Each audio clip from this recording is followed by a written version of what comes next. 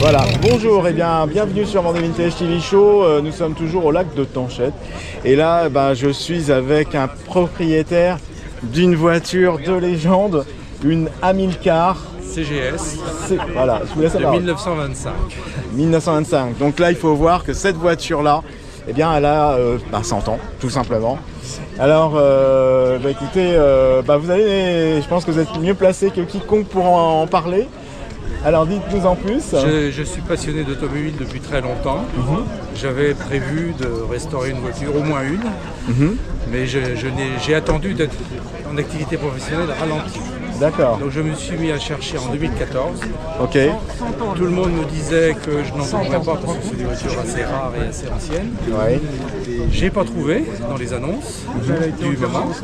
J'ai cherché dans mes vieilles revues et finalement j'en ai trouvé une annonce qui avait une dizaine d'années. J'ai appelé et le monsieur m'a dit je l'ai encore. Fantastique. Fantastique. Je suis allé la chercher dans les Pyrénées, dans la montagne, dans une grange dans la montagne. D'accord. Elle n'avait pas roulé depuis 60 ans. Il n'y avait plus de papier, il n'y avait pas de plaque minéralogique, il n'y avait plus de siège, il n'y avait pas d'électricité, il n'y avait plus rien. Mais je l'ai ramenée et j'ai mis 5 ans à la restaurer pour la redémarrer. Donc elle a redémarré en 2019 et depuis j'ai fait 1200 km. D'accord. Alors on va retourner pour voir davantage la voiture parce que c'est elle un petit peu la star là, du reportage. Si vous voulez. Et là on voit de plus près votre voiture, donc c'est vous qui l'avez entièrement restaurée, c'est ça? Alors j'ai pas tout fait parce que je suis pas un professionnel de la carrosserie, je suis pas un professionnel de la peinture.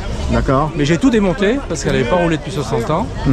J'ai tout démonté, j'ai refait toute la mécanique parce que c'est un domaine que je connaissais un peu et avec l'aide des spécialistes j'ai réussi à faire. Le moteur était fissuré de partout parce qu'il n'y a, pas de refroidissement, il n'y avait pas de pompe à eau, pas de ventilateur.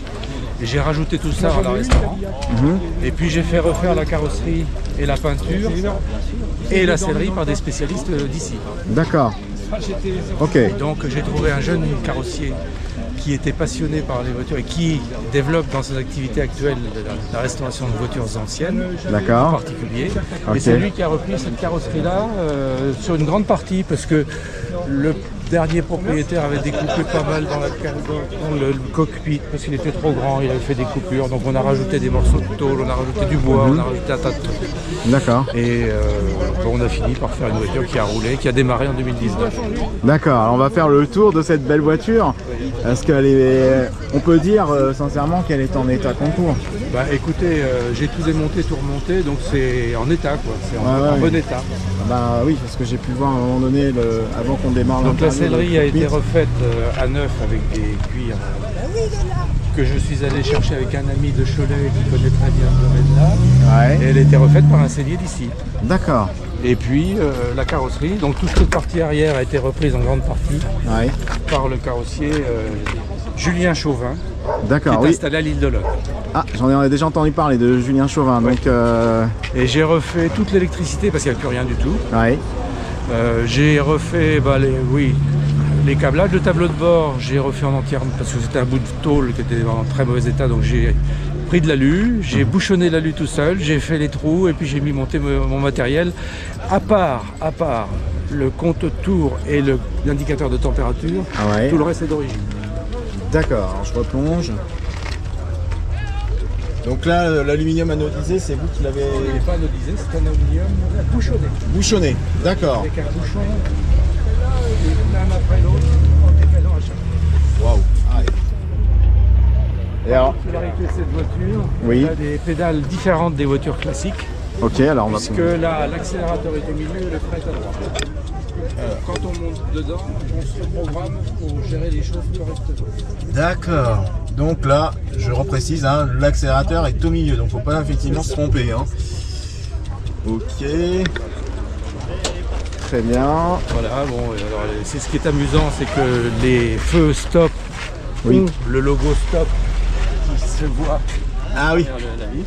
D'accord. Et puis ma foi, j'ai fait un dossier technique complet parce que j'avais plus de papier, j'avais plus rien du tout. Et avec la NTS, on a procédé à la réimmatriculation il y a 5 ans. D'accord. Très bien.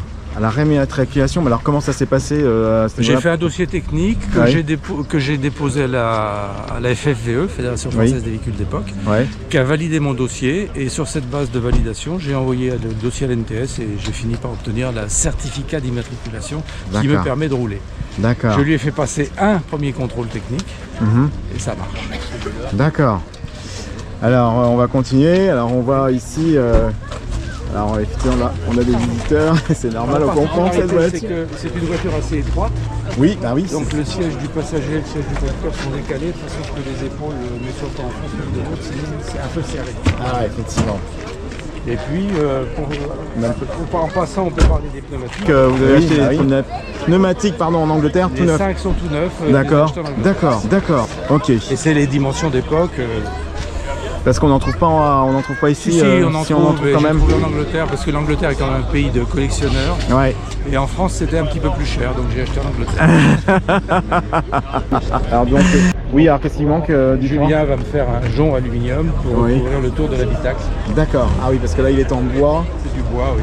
D'accord, très bien. C'est un habillage d'origine. D'accord. C'est vraiment magnifique. Écoutez, c'est sympa. C'est un autre monde. Hein. La conduite, ça n'a rien à voir avec les augmentations. Ah oui, c'est clair. Et alors j'ai une question, parce que là, ici, là, on a la manivelle. Mais alors, pour la mettre en route, vous avez besoin de la manivelle là ou pas? Il y a un démarreur d'origine. Ouais. Qui était en 6 volts à l'origine, la voiture est en 12 volts. D'accord, ah ouais. Donc il n'a pas tenu très longtemps et puis je l'ai remplacé par un démarreur de traction Citroën. D'accord. Qui tourne dans le bon sens. D'accord. Et ça marche. Alors j'ai fait des ajustements pour qu'il se monte sur la voiture, mais ça marche. Donc il y a un démarreur électrique en 12 volts. D'accord. D'origine traction. D'accord, ah oui. Bon bah oui, il faut... Mais elle démarre aussi à la manivelle, ça m'est arrivé quelquefois. D'accord. Bon bah c'est intéressant de savoir parce que de toute façon à un moment donné il faut bien adapter ce type de véhicule. Parce à l'évidence, on ne retrouve pas toutes les pièces, ou on retrouve des pièces qui ne sont pas exactement les bonnes. Les amortisseurs arrière, je les ai retrouvés sur un site de vente de pièces en Angleterre, les amortisseurs arrière. Voilà. Ouais. Ce sont des amortisseurs à friction. Ouais. Il n'y en avait plus du tout sur la voiture et je les ai retrouvés sur un site de vente de pièces anciennes en Angleterre. En Angleterre, ouais. Je les ai adaptés parce qu'il y avait des choses qui étaient... Et voilà, c'est reparti. C'est reparti. Ok. Bon bah super. Alors on va clôturer ensemble. Alors écoutez, je vous remercie beaucoup de votre intervention parce que c'est vraiment une superbe voiture et je suis super heureux de pouvoir la voir aussi. Nous on est content de la voir et puis on partage le plaisir de temps en temps en roulant avec les amis. Ouais. Ceci étant, on va jamais très loin. Ouais. Et pas très confortable. Ouais, c'est sûr. En tout cas, on peut dire que là ce matin, elle a eu du succès parce que quand vous êtes arrivé, c'était fantastique le nombre de personnes qui étaient en train de la suivre quand vous êtes arrivé sur le Tanchette. Et on voit que... J'étais pas sûr de venir parce que j'ai pas été très sérieux. Ça faisait 8 mois qu'elle n'avait pas tourné. Ah oui. Donc ce matin, je l'ai redémarré. Ah oui. C'est reparti du tour. Ah bah c'est génial. Super. Et ben merci encore de votre accueil et puis on se reverra peut-être sur d'autres événements. Avec plaisir. Merci beaucoup. Bonne journée. Au revoir. Merci.